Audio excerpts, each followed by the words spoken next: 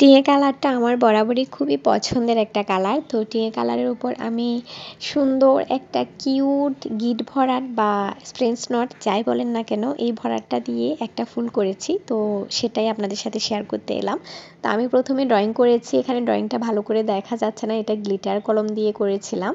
তো তারপর আমি ফুলটা ভরাট করছি আর সম্পূর্ণ ভরাটটা হচ্ছে ফ্রেঞ্চ নট দিয়ে। এখানে 4 তার সুতা নিয়েছি, যেহেতু আমি শুধু ফ্রেঞ্চ নট ব্যবহার করব সেজন্য আমি একটু মোটা করে সুতাটা নিয়েছি যাতে নটগুলো একটু বড় বড় হয়। তো প্রথমে আমি নীল কালারের সুতা দিয়ে উপরের অংশটা ভরাট করে নিয়েছি, দেখতেই পাচ্ছেন।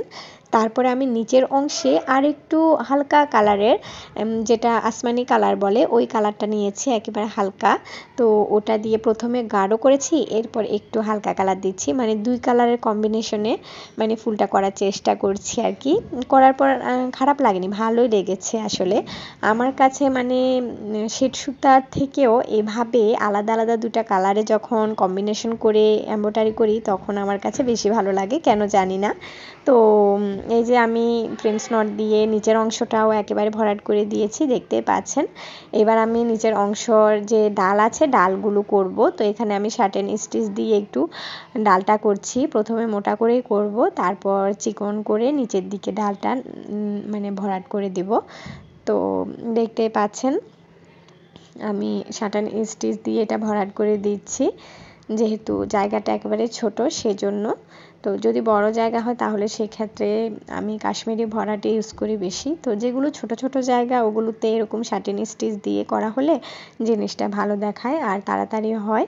তো এই যে আমি এখানে সুতার কালার দিয়েছি কপি কালার।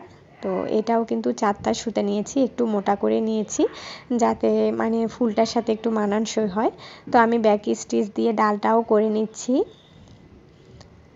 এই যে। তারপর ডালটা করার পর আমি পাতাগুলো করব।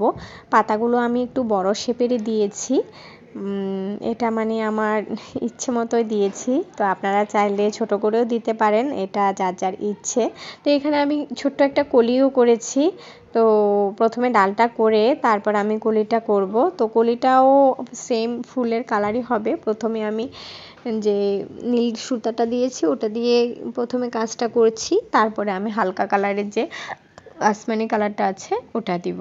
তো এই যে দেখতেই পাচ্ছেন আমার কলিটা প্রায় হয়ে গেছে। ওটাতেও কিন্তু আমি সম্পূর্ণটা ফ্রেঞ্চ নট ব্যবহার করেছি। তারপর আমি পাতাগুলো করব। এই যে আমার কলিটা একেবারে হয়ে গেছে, তারপর আমি পাতাগুলো করছি। অলরেডি একটা পাতা হয়ে গেছে। তো পাতাতে আমি এখানে ফিশবন স্টিচ দিয়েছি, যেহেতু বেশি বড়ও না ছোটও না, একটু মাঝারি টাইপের রেখেছি পাতা। তো সেক্ষেত্রে আমি ফিশবন স্টিচ দিয়ে করছি। তো এই যে আমার পাতাটাও হয়ে গেছে আর পাতার কালার দিয়েছিলাম সবুজ কালার। তো ফাইনাল মানে লুকটা আপনাদের কাছে কেমন লেগেছে সবাই অবশ্যই জানাবেন। আর আরও নতুন নতুন নকশি কাজ আসছে, পেজের সাথে থাকুন। যারা এখনও পেজটি ফলো করেননি ফলো করে রাখবেন। আর যারা ইউটিউব চ্যানেল থেকে দেখছেন ইউটিউব চ্যানেলটি অনুরোধ রইল সাবস্ক্রাইব করে নেবেন। ধন্যবাদ সবাইকে এতক্ষণ পর্যন্ত ভিডিওটা দেখার জন্য।